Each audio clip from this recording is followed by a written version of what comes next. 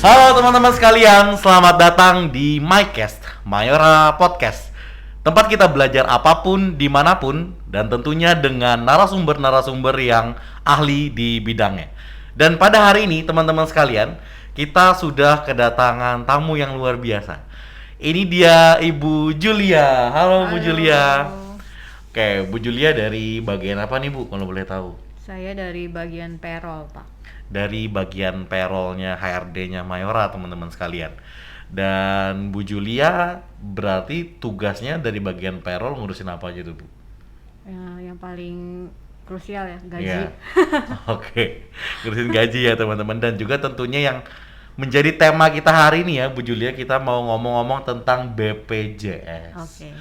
Oke, kita mau ngomong-ngomong tentang BPJS teman-teman. Dan ada beberapa pertanyaan juga yang sudah saya persiapkan Bu Julia, dan ini menjadi kumpulan pertanyaan yang biasanya ditanyakan oleh orang-orang ketika mereka ingin tahu seputar BPJS. Biasa kan pertanyaan-pertanyaan, gimana sih cara ngurusnya, kok ribet ya, kayaknya kalau ngeliat orang kok susah ini dan itu ngurusin dan sebagainya. Apakah mungkin seribet itu atau sebenarnya ada banyak hal yang belum kita tahu? Dan saya mau bacakan sambil Bu Julia ya, apa saja pertanyaan-pertanyaan dari orang-orang seputar BPJS. Pertanyaan yang pertama nih, siapa aja sih yang bisa jadi peserta BPJS, Bu Julia? Kalau dibilang peserta, semua penduduk di Indonesia itu harus jadi peserta BPJS ya. Kalau dalam konteks perusahaan ya, setiap karyawan yang bekerja yang menerima upah wajib. Oke, semua penduduk Indonesia sebenarnya diharapkan Iya. ikut BPJS ya, Bu. BPJS kesehatan ya ini. BPJS Kesehatan. Oke, nah teman-teman sekalian, berarti semua orang itu bisa menjadi anggota dari BPJS. Jadi jangan takut Anda, oh hanya orang-orang tertentu saja. Tidak, semua orang itu bisa bergabung di BPJS Kesehatan. Nah kemudian yang kedua nih Bu, apakah karyawan wajib ikut BPJS Kesehatan dari kantor jika sudah ada asuransi kesehatan atau penerima bantuan daerah atau ikut BPJS dari keluarganya? Ya wajib ya. Kalau karyawan yang bekerja di perusahaan, ya dia wajib menjadi peserta di BPJS perusahaan. Kalau misalnya sebelumnya dia belum terdaftar, ya nanti dia akan didaftarkan di perusahaan. Kalau misalnya sebelumnya seperti yang Pak Geri bilang itu dia udah terdaftar di asuransi atau PBI, itu nanti dimutasikan. Oke, berarti yang sudah terdaftar nanti akan dipindahkan melalui perusahaan, kalau yang belum akan didaftarkan oleh perusahaannya. Ya, benar. Oke, jadi teman-teman kita juga semua yang tergabung dalam perusahaan akan ikut BPJS Kesehatan yang dari perusahaan walaupun Anda sudah mempunyai asuransi kesehatan. Dan yang ketiga nih Bu Julia, bagaimana sih cara menjadi peserta BPJS Kesehatan? Menjadi peserta BPJS Iya. Kesehatan ya caranya gampang. Datang aja ke payroll, bawa untuk data diri seperti KTP, KK, kemudian nanti akan dicek oleh payroll apakah sebelumnya karyawan tersebut sudah terdaftar atau belum. Kalau belum, nanti kita akan minta untuk vaskes tingkat pertamanya, nanti kita akan daftarkan. Nah, kalau sebelumnya karyawan sudah terdaftar, nanti akan kita mutasikan. Ya, misalnya sebelumnya dia terdaftar sebagai BPJS Mandiri, ya nanti sebelum dimutasikan akan dicek apakah yang bersangkutan ada tunggakan iuran, harus dilunasi dulu baru bisa dimutasikan.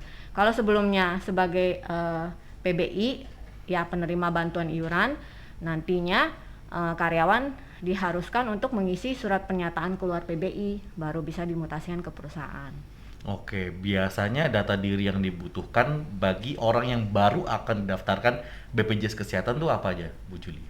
Cuma KTP aja, nomor KTP. Kita udah bisa cek dari nomor KTP itu sebelumnya karyawan sudah pernah terdaftar atau belum. Oke, jadi teman-teman hanya membutuhkan KTP untuk bisa mendaftarkan diri Anda menjadi anggota dari BPJS Kesehatan. Sangat mudah ya sebenarnya ya, Bu Iya, Julia ya. gampang banget Bukan hal yang susah, hanya membutuhkan KTP Anda. Oke, dan yang selanjutnya nih, yang ketiga, berapa sih potongan untuk iuran BPJS Kesehatan? Oke, dan selanjutnya pertanyaan nomor 4 nih. berapa sih potongan untuk iuran BPJS Kesehatan? Potongan iuran untuk BPJS Kesehatan itu total sebenarnya 5%, tapi 4%-nya itu ditanggung oleh perusahaan dan 1% dipotong dari gaji karyawan. Nah, minimal gaji itu adalah UMK dan paling besar untuk iuran adalah 12 juta. Jadi kalau misalnya nih Pak Geri gajinya di atas 12 juta, berarti potongannya maksimal itu adalah atas gaji 12 juta. Oke, berarti segitu ya teman-teman, 5% dari gaji yang Anda miliki. Dan selanjutnya ya Bu Julia, apakah ada perbedaan antara peserta kelas 1, kelas 2, dan kelas 3? Kalau di perusahaan sendiri itu untuk kelas rawat itu hanya kelas 1 dan 2 Pak. Jadi kalau misalnya untuk gaji karyawan di atas 4 juta itu masuk ke kelas rawat kelas 1. Nah kalau untuk yang gaji di bawah 4 juta sampai 4 juta itu masuk ke kelas rawat kelas 2. Oke. Berarti yang kita gunakan, Mayora gunakan tuh kelas 1 dan kelas 2 ya? Iya. Bu Julia, oke. Dan selanjutnya nih, apakah bisa bila peserta ingin pindah kelas rawatan ke yang lebih tinggi? Biasanya kan ada teman-teman, saya pengen yang kelasnya lebih tinggi, yang lebih enak tempatnya. Apakah bisa kira-kira Bu Julia? Kalau BPJS pasti dia hanya akan menanggung kelas pesertanya aja ya Pak. Tapi kalau misalnya peserta sendiri ingin memilih kelas yang lebih tinggi, ya tentunya nanti perbedaan biaya kelasnya menjadi tanggungan peserta. Oh, berarti dia bisa lebih tinggi ngambilnya, tapi sisa selisihnya itu dia akan tanggung sendiri. Iya. Oke, benar. Jadi begitu ya teman-teman. Kalau biasanya kan ada orang yang pengen naik kelas yang lebih tinggi, tapi Anda sendiri nantinya akan menanggung selisih yang ada, karena kita akan menggunakan kelas 1 dan kelas 2. Kemudian yang selanjutnya ini Bu, bagaimana sih cara berobat gratis dengan BPJS Kesehatan? Caranya gampang banget, tinggal datang aja ke Vaskes tingkat pertama yang terdaftar di kartu BPJS Kesehatan. Oke, jadi teman-teman Anda tinggal datang, bawa KTP, bawa nomor kartu BPJS-nya ya Bu ya, datang dan tinggal daftarkan, maka itu sudah termasuk dalam pengobatan gratis. Jadi tidak perlu kemudian Anda mendengarkan kata-kata dulu yang susah dan bagaimana, tapi hanya perlu datang ke fasilitas kesehatan tingkat 1 yang sudah terdaftar dalam BPJS Anda. Dan selanjutnya nih Bu Julia, apakah wanita hamil bisa menggunakan BPJS Kesehatan? Bisa banget. Jadi untuk wanita hamil bisa ya, dari awal kehamilan sampai nanti dia persalinan bisa kontrol melalui BPJS Kesehatan. Baik, selanjutnya nih Bu, apakah bayi baru lahir langsung ditanggung oleh BPJS Kesehatan? Untuk bayi yang ditanggung itu adalah masih termasuk anak 1 sampai anak 3 ya Pak. Jadi kalau misalnya masih termasuk anak 1 sampai 3 berarti dia bisa langsung ditanggung oleh BPJS. Caranya gimana ya? Si karyawan harus memberikan surat keterangan lahir dari rumah sakit, dari klinik atau vaskesnya. Kemudian nanti dikirimkan ke payroll atau boleh by email atau by WA. Nanti plus surat-surat lainnya seperti KK, kemudian nomor kartu pesertanya. Nanti kita akan daftarkan si bayi ini sebagai bayi nyonya dulu. Nah kemudian setelah nanti misalnya karyawan sudah mengurus surat-suratnya si anak ini, nanti diharapkan sebelum 3 bulan dia harus sudah update untuk nomor NIK dan nama bayinya. Jadi jangan sampai lewat dari 3 bulan, karena setelah 3 bulan biasanya untuk nomor kartu si bayi ini nggak akan dinonaktifkan oleh BPJS. Oke, lanjut nih ya Bu. Apakah BPJS Kesehatan bisa digunakan untuk perawatan gigi? Bisa, Bapak tinggal datang aja ke vaskes tingkat pertamanya. Apabila di vaskes tingkat pertamanya ada perawatan gigi bisa langsung. Tapi kalau misalnya tidak ada, nanti mungkin akan dirujuk ke vaskes tingkat lanjutannya untuk perawatan gigi. Oke, jadi tetap bisa ya teman-teman ya. Tinggal datang ke vaskes tingkat pertama. Bila tidak ada perawatan gigi di vaskes tersebut, akan dilanjutkan ke vaskes tingkat lanjutnya.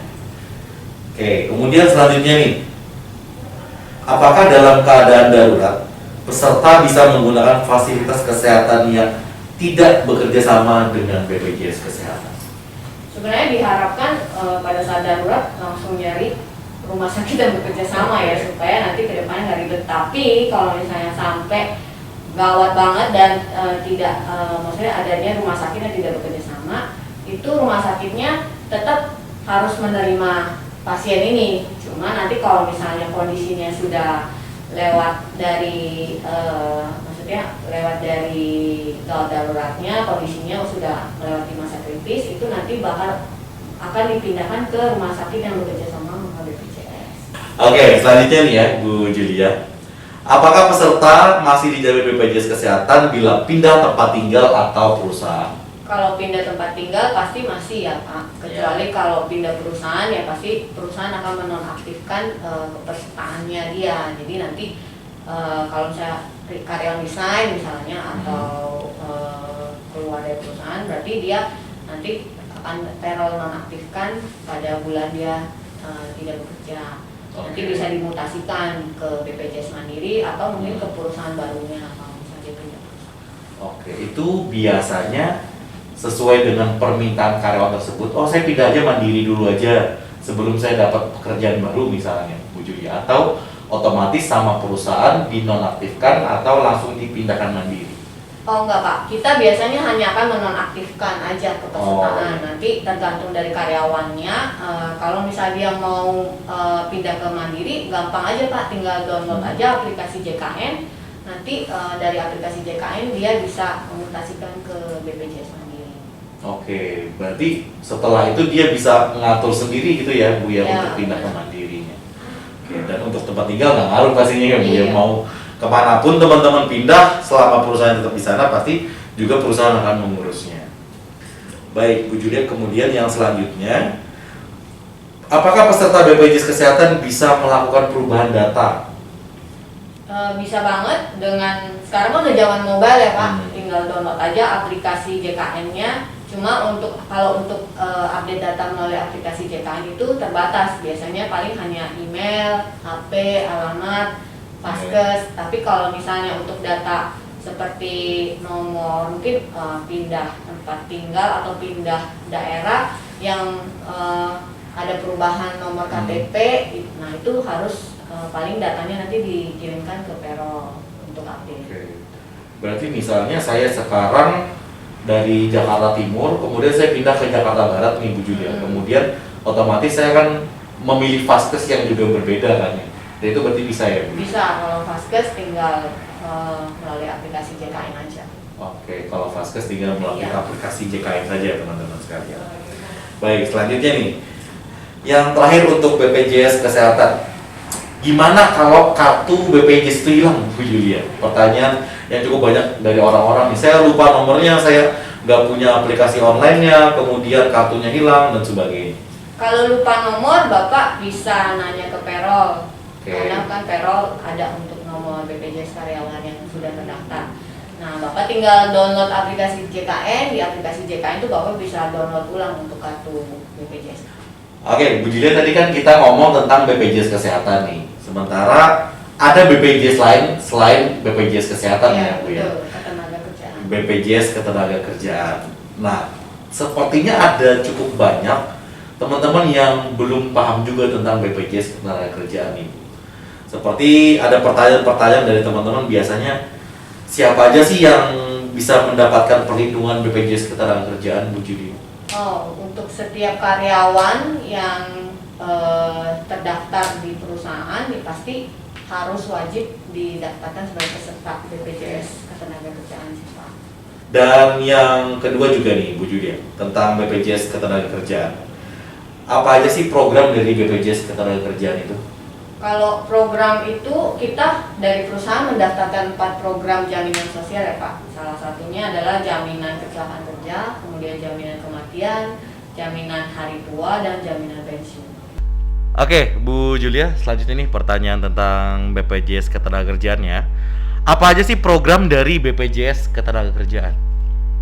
Kita perusahaan mendaftarkan 4 program jaminan sosial ya Pak. Salah satunya adalah jaminan kecelakaan kerja, kemudian jaminan kematian, jaminan hari tua, dan jaminan pensiun.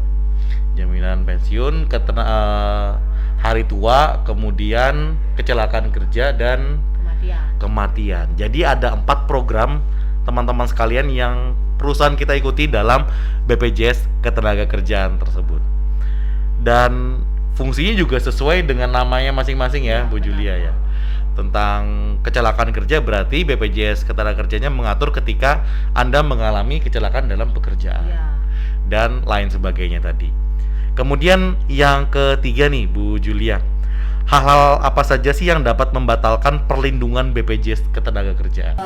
Ketika karyawan resign, nah itu berarti secara otomatis perusahaan menonaktifkan untuk keempat jaminan sosial yang sudah dilakukan perusahaan. Ya berarti ketika perusahaan menonaktifkan ya otomatis dia tidak mendapat perlindungan untuk JKK dan JKM-nya. Cuma kalau untuk JHT dan JP itu karyawan masih akan bisa klaim nanti ke depan. Oke, jadi tidak dibatalkan, tapi selama dia tetap terdaftar pasti akan mendapatkan semuanya itu ya, perlindungan dari 4 program yang sudah ada tadi teman-teman sekalian. Dan yang terakhir nih Bu Julia, apa saja dana BPJS Ketenagakerjaan yang dapat dicairkan dan gimana sih caranya? Yang dapat dicairkan itu hanya 2 Pak, jadi jaminan hari tua dan jaminan pensiun. Nah, jaminan hari tua itu bisa dicairkan ketika karyawan resign dan dalam kondisi yang bersangkutan belum bekerja, atau karyawan pensiun, atau satu lagi kalau karyawan meninggal nanti ahli waris bisa klaim untuk jaminan hari tuanya. Dan untuk jaminan pensiun itu bisa diklaim oleh karyawan pada saat usia pensiun yang ditentukan oleh BPJS Ketenagakerjaan yaitu 57 tahun. Saat ini 57 tahun, nanti biasanya usia pensiun akan berubah setiap 3 tahun. Berarti nih Bu Julia, untuk mencairkan dana jaminan itu apakah kita harus datang ngantri ke kantor BPJS-nya atau semua bisa diurus dengan online Bu Julia? Saat ini kita bisa melalui aplikasi Pak untuk pencairan JHT, yaitu aplikasi Jam Sostek Mobile, JMO. Jam Sostek Mobile itu untuk mencairkan jaminan hari tua.